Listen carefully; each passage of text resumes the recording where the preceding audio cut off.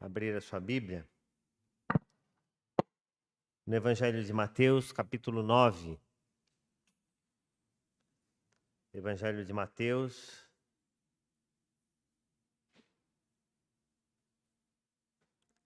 capítulo 9, do versículo 27 ao versículo 31. Mateus, capítulo 9, do versículo 27 ao versículo 31.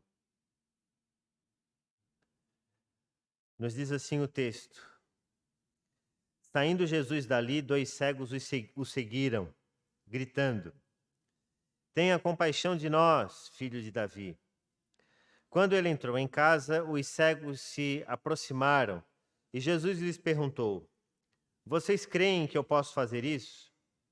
Eles responderam: Sim, Senhor. Então Jesus tocou nos olhos deles, dizendo: Que se faça com vocês conforme a fé que vocês têm. E os olhos deles se abriram. Jesus, porém, os advertiu severamente, dizendo: Tenham cuidado, para que ninguém fique sabendo disto. Eles, porém, saíram e espalharam a notícia a respeito de Jesus por toda aquela terra.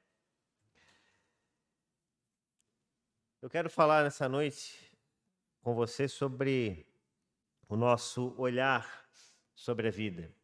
E o tema da nossa mensagem, da nossa reflexão hoje é olhos abertos. O Lucas colocou até uma imagem bonita aí, representando esse olho aberto.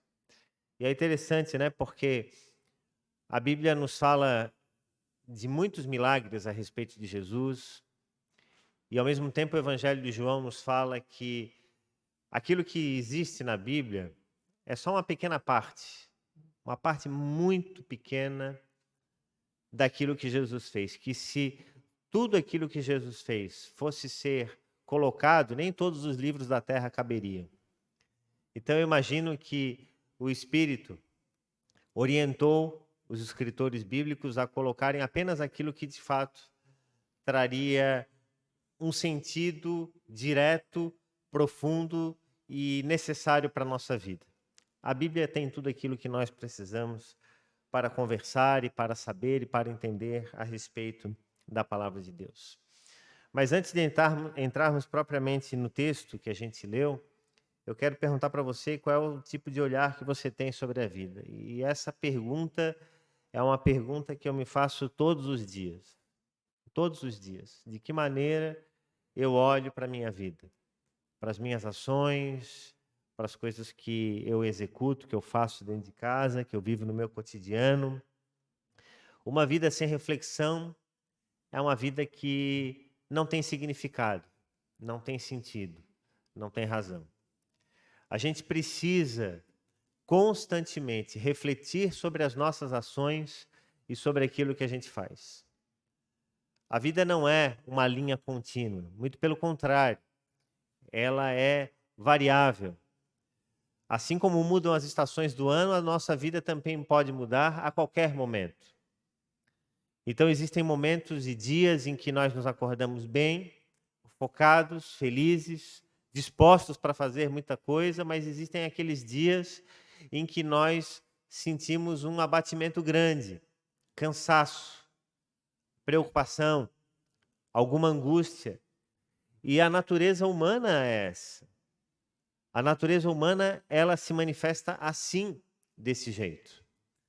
E na medida em que nós nos aproximamos da palavra, que nós conhecemos a palavra, nós também podemos compreender que essa realidade se faz presente em nós.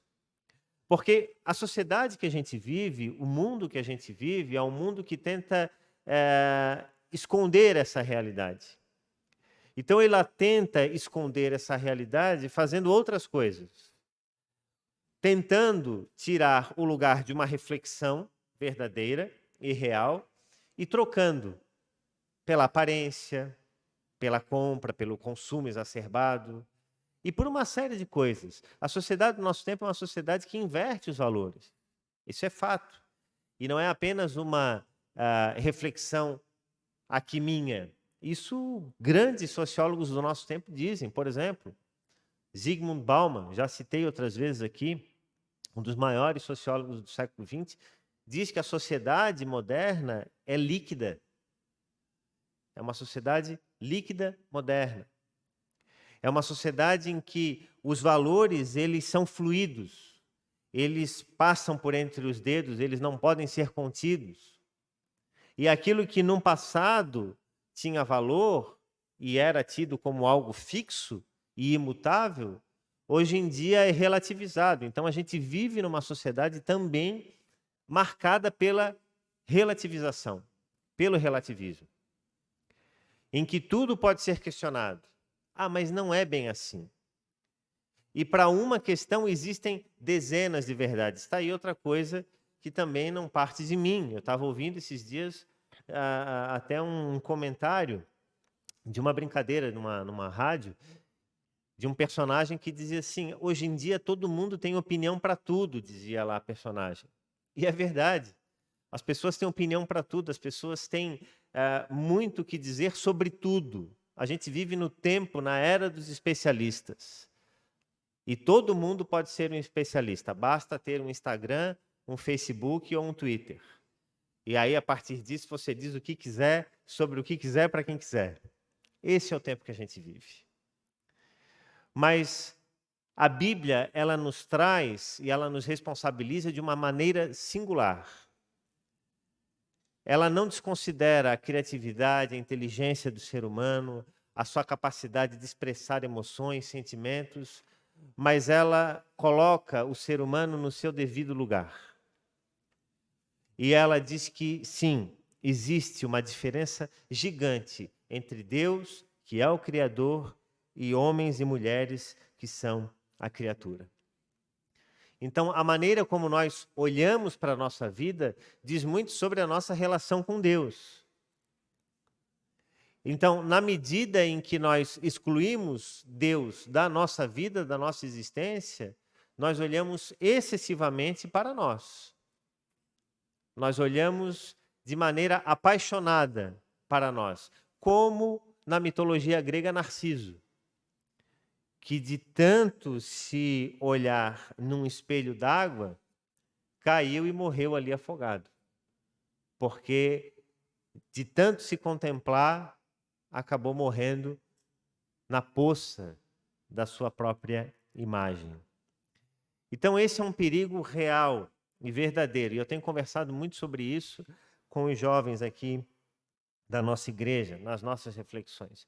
E hoje de manhã ainda falávamos sobre isso, sobre a questão das liberdades individuais, né? E a importância de você ter consciência do que é liberdade. E não estou falando aqui de liberdade política, mas de liberdade de pensamento.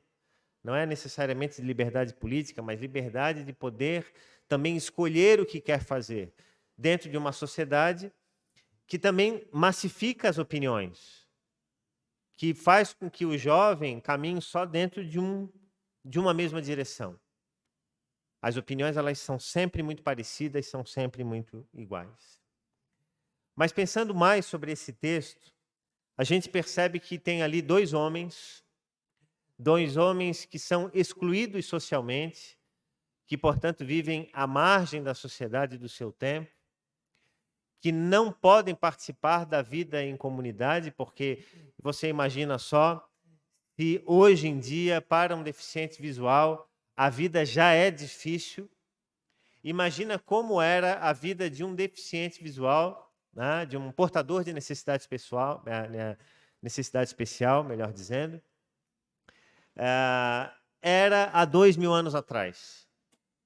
Imagina só. Imagina o drama que aqueles dois homens viviam diariamente. E eles então ouvem falar de Jesus. E eles ouvem falar de Jesus e se interessam e sabem que Jesus, de alguma forma, poderia dar para eles a resposta por aquilo que eles estavam passando. E eles então vão correndo em direção a Jesus.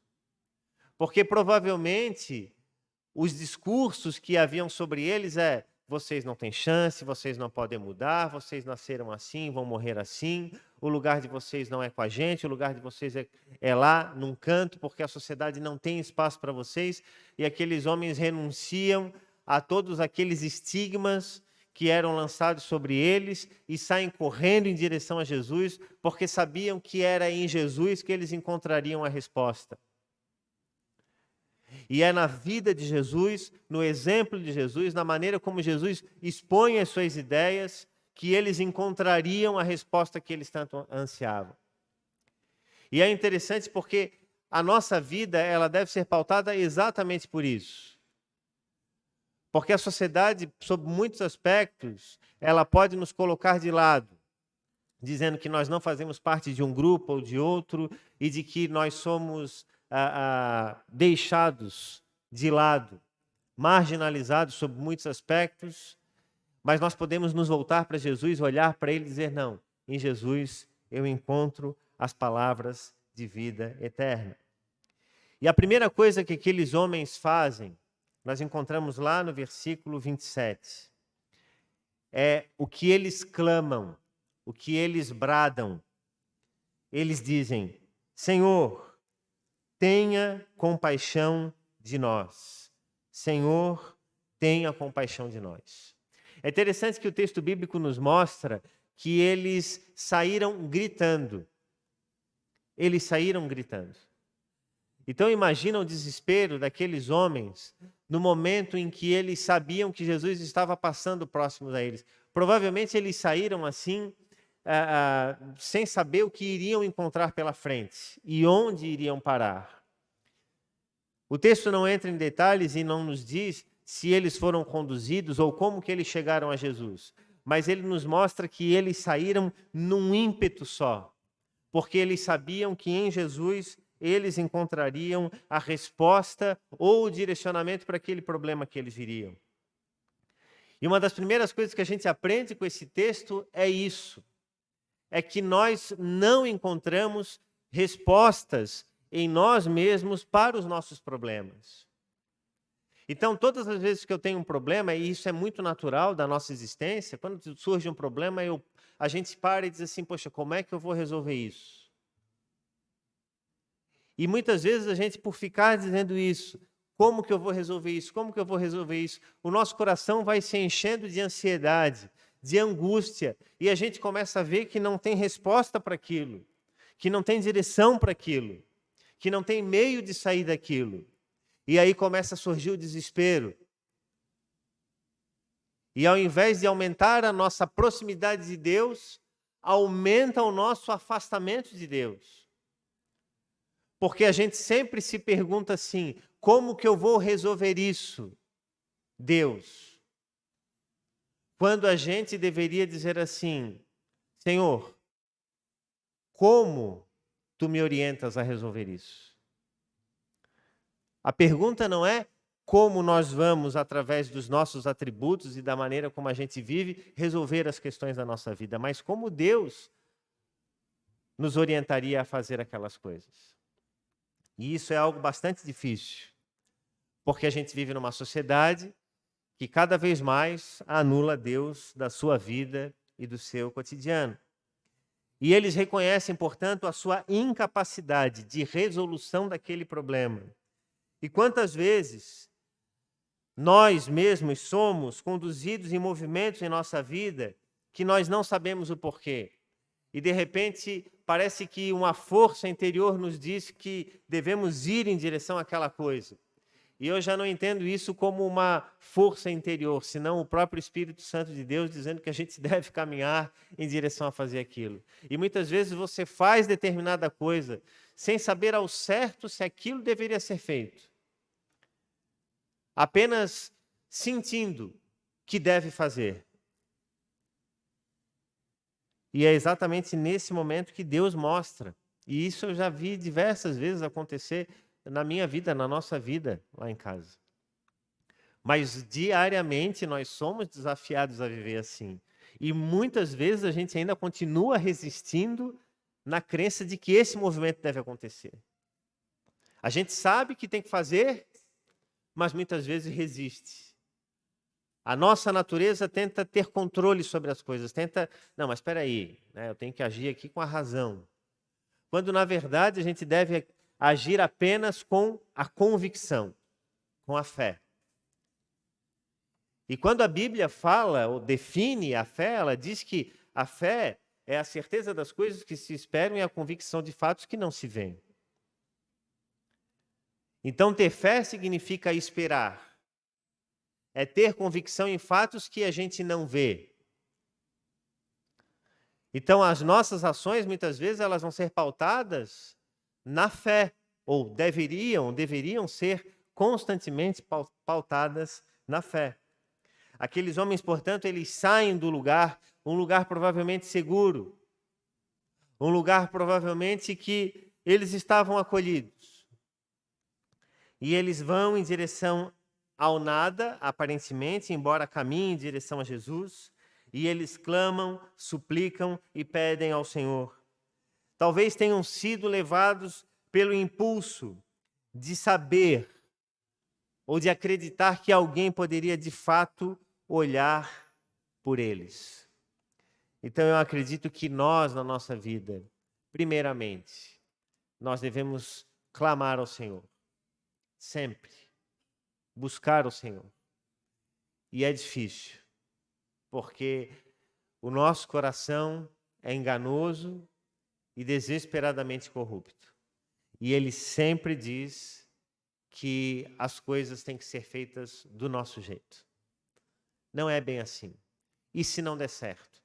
E se não tiver recursos para pagar determinada conta?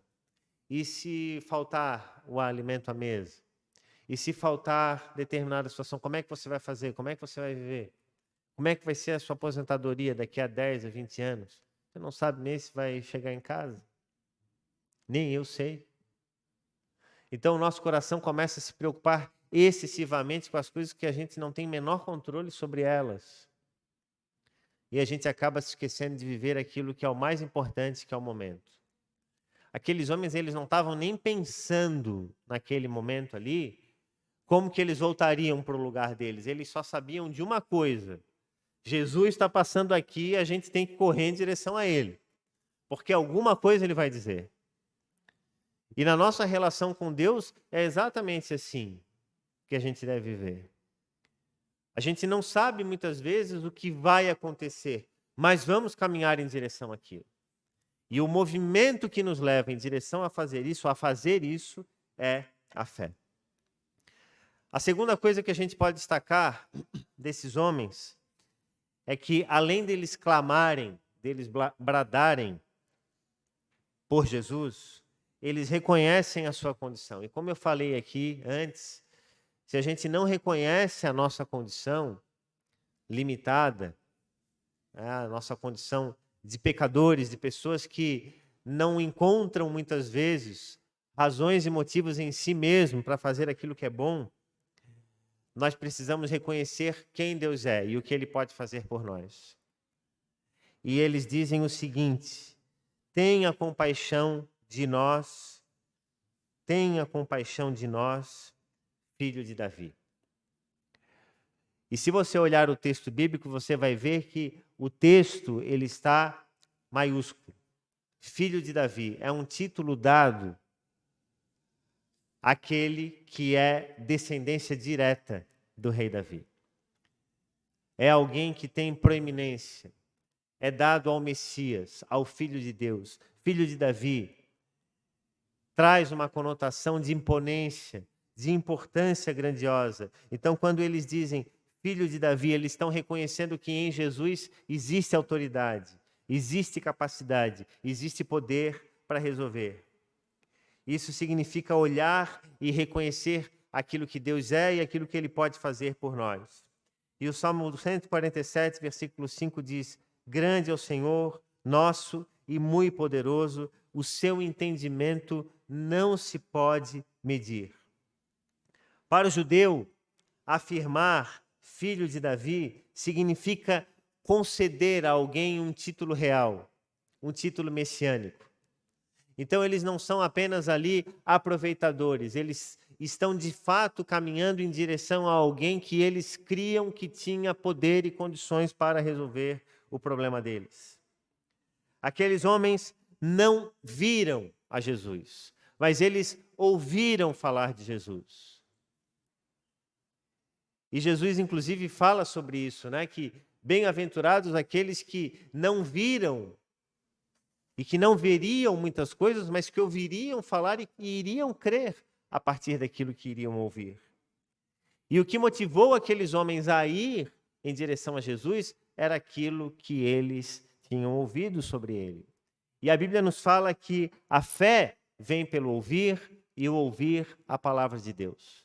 Então, portanto, nós precisamos, sim, abrir os nossos ouvidos e o nosso coração para ouvir a palavra de Deus.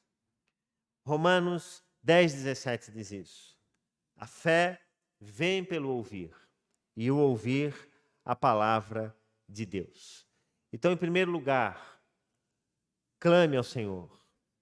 Em segundo lugar, reconheça quem é Deus e quem você é. E em terceiro e último lugar, é preciso crer. E quando Jesus se encontra com eles, qual é a pergunta que Jesus faz para eles? Lá no versículo 28, o que diz lá? Quando ele entrou em casa, Jesus entrou em casa, os cegos se aproximaram e Jesus então lhes perguntou: vocês creem que eu posso fazer isso? Na verdade, eu imagino que eles nem disseram: Senhor, cura a nossa cegueira. Eles só disseram: Senhor, tem misericórdia de nós. E Jesus olha para eles assim: vocês creem que eu posso fazer isso? Vocês acham que de fato eu posso fazer isso? E eles então respondem: sim, Senhor, nós cremos.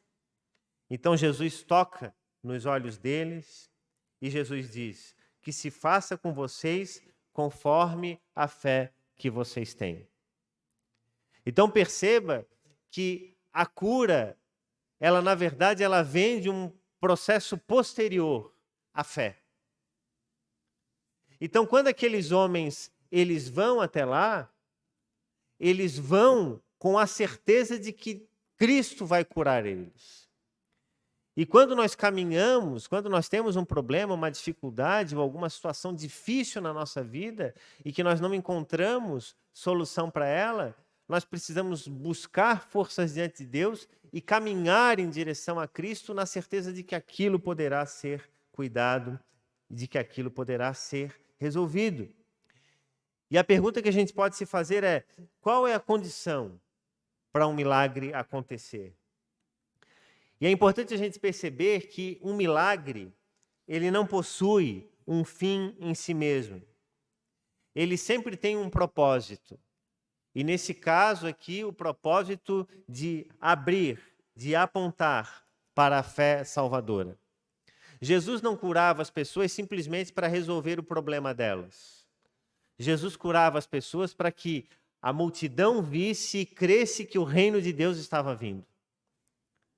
Então, quando nós somos abençoados, quando Deus realiza a sua obra em nós, Ele não realiza simplesmente para satisfazer os nossos desejos e as nossas vontades, ou porque aquilo é algo que nos incomoda muito e nós queremos resolver rápido. Mas Ele manifesta a sua vontade em nós para que o nome dEle seja visto e também glorificado, para que as pessoas entendam que é nele que reside todo o poder, toda a glória e toda a majestade. E a partir de um milagre, Jesus sempre ensina alguma coisa para os seus discípulos. Por exemplo, quando ele multiplicou os pães, ele ensinou que era o pão da vida. Na cura do cego de nascença, ele ensinou que era a luz do mundo. Na ressurreição de Lázaro, ele ensinou que é a ressurreição e a vida. Mas uma vida sem propósito, uma vida sem consistência, uma vida sem busca da presença de Deus, sem sede pela presença de Deus, de fato, as coisas não podem acontecer. E é interessante porque existe uma passagem de Mateus, capítulo 13, versículo 58, quando Jesus passa por Nazaré, e ele é rejeitado pelo povo de Nazaré. E aí o texto lá encerra dizendo o seguinte, que Jesus não fez ali naquela cidade muitos milagres por causa da incredulidade deles. Então é interessante a gente perceber que muitas vezes as coisas não acontecem na nossa vida também por conta da nossa incredulidade. E é claro, nem tudo aquilo que a gente espera que aconteça vai acontecer. Portanto, nem tudo por aquilo que nós pedimos será atendido. Porque Deus pode desejar e nos mostrar que o caminho é outro, o direcionamento é outro. E por fim, esse texto nos traz essa importante reflexão de que os nossos olhos, eles precisam ser abertos, que os nossos olhos, eles precisam estar de fato ligados com aquele que pode abrir a nossa visão. Há uma passagem da Bíblia em que Eliseu está com o seu moço e no lugar em que eles estão próximos a serem atacados. Alguém muito poderoso se arma e vai em direção a Eliseu e ao seu povo para que eles sejam atacados. E então esse texto está lá em 2 Reis 6, 8, 23. O rei então ele envia cavalos, carros de guerra e um grande exército. Eles chegam de noite e cercam a cidade em que está Eliseu e o moço dele, o ajudante dele, Geazi. Então o servo de Eliseu se levanta bem cedo.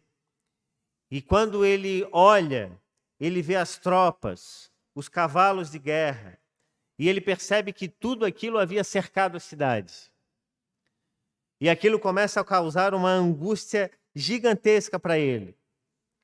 E então aquele moço, o Geazi, vem correndo para Eliseu e diz assim: Senhor, a cidade está cercada, nós vamos ser atacados, acabou para nós, deu, estamos perdidos. O que nós faremos? Geazi pergunta para Eliseu. E aí então Eliseu olha para Geazi e diz assim: não tenha medo, porque são mais os que estão conosco do que os que estão com eles. E naquele momento o texto bíblico diz que Eliseu orou, sabendo disso, sabendo de que ali não havia homens suficientes para lutar contra todo aquele exército que havia cercado a cidade. Mas Eliseu sabia que a resposta para a resolução daquele problema não vinha de força humana, e ele ora a Deus dizendo a seguinte coisa. Eliseu ora da seguinte maneira: Senhor, peço-te que abras os olhos deste jovem, deste homem, para que ele veja. O Senhor, então, abriu os olhos do moço e ele viu que o monte estava cheio de cavalos e carros de fogo ao redor de Eliseu. Geazi ficou desesperado, porque os olhos dele não conseguiram enxergar. Mas Eliseu orou para que os olhos daquele moço fossem abertos. Então, o que eu quero dizer para você essa noite é que muitas vezes a gente tem que orar a Deus para que os nossos olhos sejam abertos. Talvez os nossos olhos, os seus olhos estejam fechados para algumas coisas da sua vida. E talvez você esteja assim simplesmente olhando o problema que te cerca, mas você não está enxergando quem está do seu lado, te dando forças para continuar. Então, se você está com essa dificuldade, né, e isso pode acontecer em qualquer momento da nossa vida, que a gente possa fazer como esses dois homens cegos, clamar ao Senhor, reconhecer quem é Deus e ter fé de que as coisas podem acontecer. Como disse, nem sempre as coisas vão acontecer do jeito que a gente espera, mas certamente Deus sabe sempre o que é melhor para cada um de nós. Que Deus nos abençoe com a sua palavra. Amém. Nós vamos cantar.